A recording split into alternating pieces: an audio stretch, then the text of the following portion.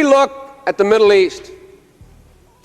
I think it's about time we stop, those of us who support, as most of us do, Israel in this body, for apologizing for our support for Israel. There's no apology to be made. None. It is the best $3 billion investment we make. Were there not an Israel, the United States of America would have to invent an Israel to protect her interest in the region. The United States would have to go out and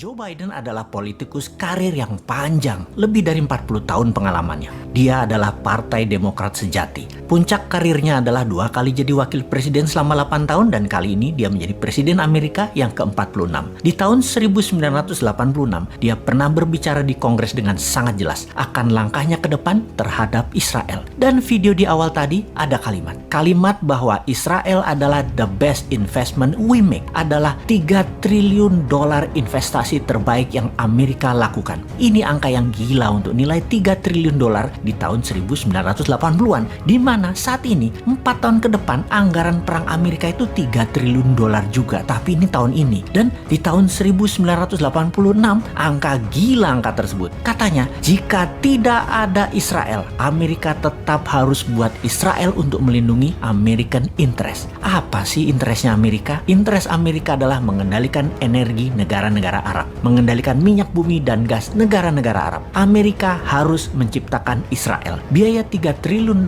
atau 3.000 billion atau kalau APBN Indonesia saat ini 150 billion membangun Israel yang hanya sebesar Pulau Madura, investasinya 20 kali APBN Indonesia sekarang ini. Ini anggaran mulai di tahun 1980-an. Semua ini adalah bagian dari petrodolar Amerika yang melepas jaminan emas sebagai underlying cetak dolar. Menjadi underlyingnya oil atau minyak di Timur Tengah, negara Israel, industrial military complex, dan hutang negara pihak ketiga. Ini semua terjadi di zaman Nixon di tahun 1971. Setelah momen inilah Amerika menjadi negara superpower dengan menciptakan common enemy atau musuh bersama adalah USSR atau Soviet dengan komunisnya yang biasa disebut Blok Timur. Di tahun 1989 diawali dari Afghanistan yang tentara mujahidinnya adalah ciptaan Amerika, mengalahkan Soviet keluar dari Afghanistan, menjadikan Amerika berkuasa atas energi di Timur Tengah secara komplit hingga batasan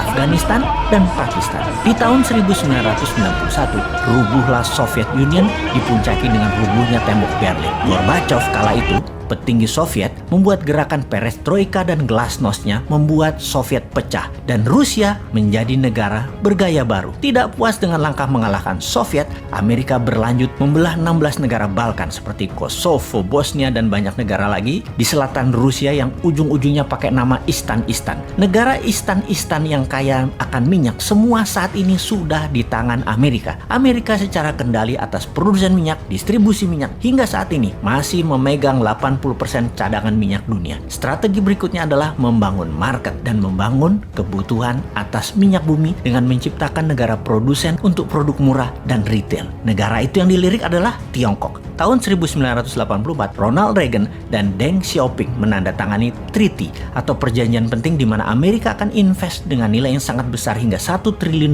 dengan mensyaratkan demokrasi masuk Tiongkok. Deng Xiaoping mengambil keputusan berani akan mengadopsi demokrasi dalam kurun waktu 40 tahun sejak perjanjian tahun 80-an itu. Di mana kira-kira tahun 2020 inilah harusnya Tiongkok sudah menggunakan prinsip demokrasi di beberapa pemilihan kepala daerah. Oke, kita lompati sebentar. Yang didemokratisasi oleh Xi Jinping saat ini adalah demokratisasi talent. Oke, apa itu demokrasi talent? Kita bahas di lain kesempatan ya. Sebentar, kita kembali ke serangan tidak berperikemanusiaan di ujung Ramadan dari pasukan Israel yang sejauh ini Amerika menganggap tidak masalah di mana seluruh dunia tidak perlu beragama Islam untuk mengatakan apa yang Israel lakukan terhadap jamaah di Masjid Al-Aqsa adalah tindakan inhumanity atau tindakan biadab, tidak berperi kemanusiaan. Kita, kaum Newman, menentang semua tindakan tidak berperi kemanusiaan tersebut dan melawan.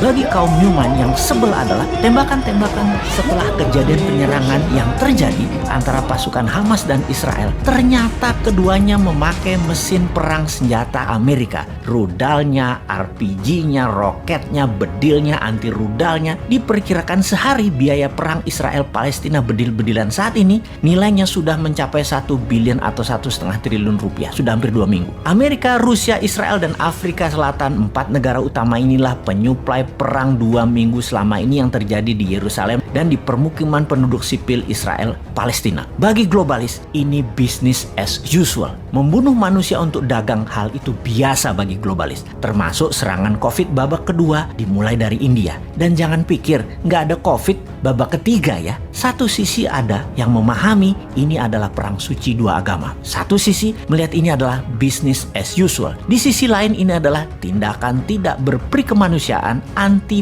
pro-life. Di sisi lain banyak bingung, wondering what happened seperti negara tetangga. Sehingga keputusannya salah terus untuk kemajuan bangsa dan negaranya yang dikelolanya.